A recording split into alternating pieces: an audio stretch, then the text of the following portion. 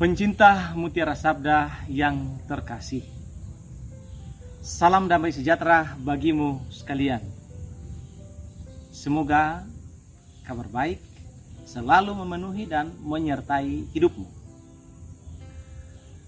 Tak terasa kita sudah sampai di penghujung tahun liturgi.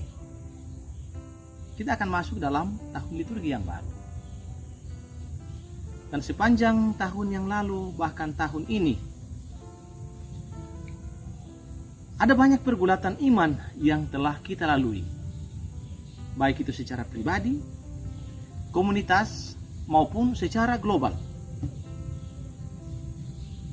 Berbagai macam peristiwa atau situasi mewarnai hidup kita.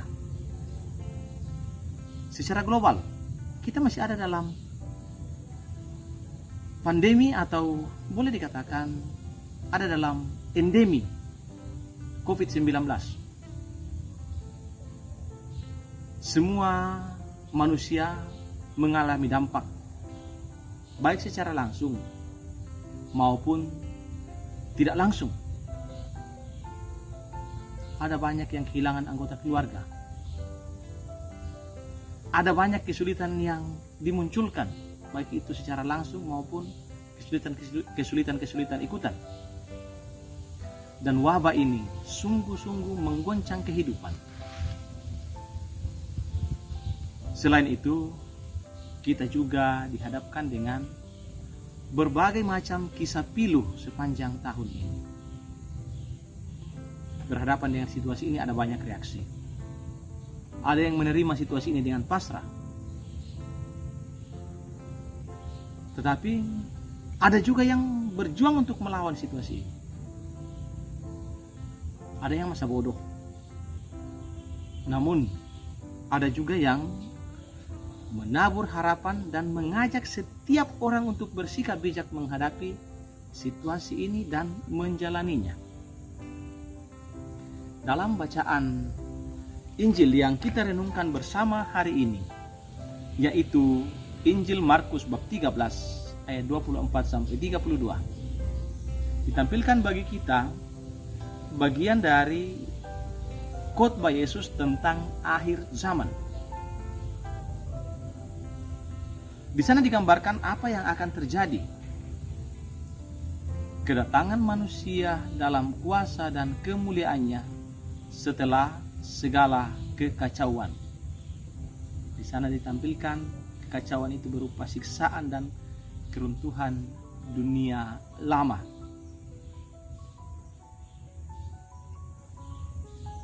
Jika kita memperhatikan keseluruhan bab 13 ini, kita akan menemukan 3 hal yang dihubungkan dengan masa yang terakhir. Yang pertama, keruntuhan bait Allah. Yang kedua, kedatangan Mesias yang kedua kali, kedatangan anak manusia. Dan yang ketiga, akhir zaman itu sendiri. Berkaitan dengan waktu terjadinya hal-hal ini, Yesus mengatakan, tidak ada seorang pun yang tahu, bahkan anak pun tidak tahu, hanya Bapa yang tahu. Walaupun kita lihat dalam sejarah, ada banyak orang yang meramalkan hari ini akan terjadi akhir zaman, hari kiamat akan terjadi pada jam ini, tanggal ini, dan selain sebagainya. Tetapi pada kenyataannya, hal itu tidak terjadi. Karena memang kitab suci mengatakan tidak ada satu orang pun yang tahu kecuali Bapa. Nah, kita kembali kepada teks kita. Dalam teks ini ditampilkan khotbah Yesus itu untuk menjawab pertanyaan para murid akan kapan terjadinya keruntuhan bait Allah di Yerusalem. Dan pada saat yang sama ketika Yesus menjawab itu, dia menggunakan kesempatan itu untuk berbicara tentang kedatangan anak manusia yang kedua kali dan kedatangan akhir zaman itu sendiri. Kedatangan anak manusia dan akhir zaman digambarkan oleh penginjil Markus dengan cara yang lebih positif, lebih penuh harapan. Bukan gambaran yang menakutkan. Karena dia gambarkan dengan situasi datangnya dunia yang baru, datangnya ciptaan baru. Ada pemulihan ciptaan di sana. Di sana memang ditampilkan bahwa sesudah semua kehancuran akan datanglah dunia baru.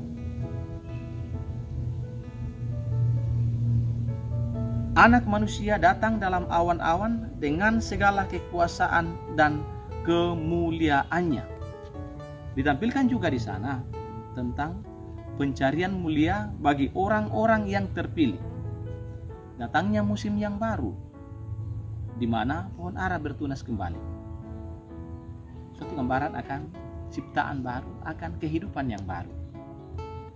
Nah, memang hal ini dilukiskan akan terjadi setelah adanya kekacauan dan penderitaan yang besar.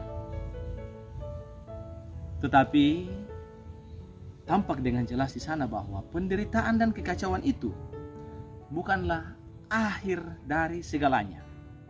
Karena setelah itu akan muncul masa yang penuh harapan. Para pencinta Mutiara Sabda yang terkasih, memang panggung dunia saat ini menampilkan banyak situasi yang sangat meresahkan, menggelisahkan, bahkan menakutkan. Paus Yohanes Paulus II ketika mengajak umat untuk menyongsong datangnya jubileum tahun 2000, untuk menyongsong datangnya jubileum ini dengan penuh harapan, dia dalam karyanya melewati ambang pintu harapan, mengajak semua umat beriman, bahkan dunia seluruhnya, dengan berkata, jangan takut dengan apa yang kamu ciptakan sendiri. Jangan takut dengan semua yang dihasilkan manusia. Jangan takut bahwa setiap hari semakin membahayakan. Akhirnya, jangan takut dengan dirimu sendiri. Teman-teman, ini adalah ajakan untuk terus berharap. Jangan sampai kita kehilangan harapan. Nah, bagaimana kita bisa berharap dalam situasi dunia yang kita alami saat ini? Berharap itu aktif, bukan sesuatu yang pasif. Maka berharap itu bukan berarti bahwa kita duduk diam menunggu, bukan. Itu tidak cukup. Tetapi berharap berarti mempersiapkan diri menghadapi situasi yang akan datang. Sahabat-sahabat Mutiara Sabda ANC yang berbahagia, yang terkasih, marilah kita menyongsong zaman yang baru ini dengan penuh harapan. Menebarkan harapan, lalu mengajak semua orang, secara khusus mereka yang hampir kehilangan harapan, untuk tetap berharap dengan keyakinan teguh bahwa zaman yang baru, zaman yang baik akan datang, dan kita menjadi bagian tak terpisahkan dari zaman itu. Bahkan kita menjadi rekan kerja Tuhan untuk menciptakan zaman yang indah itu. Semoga demikian. Amin.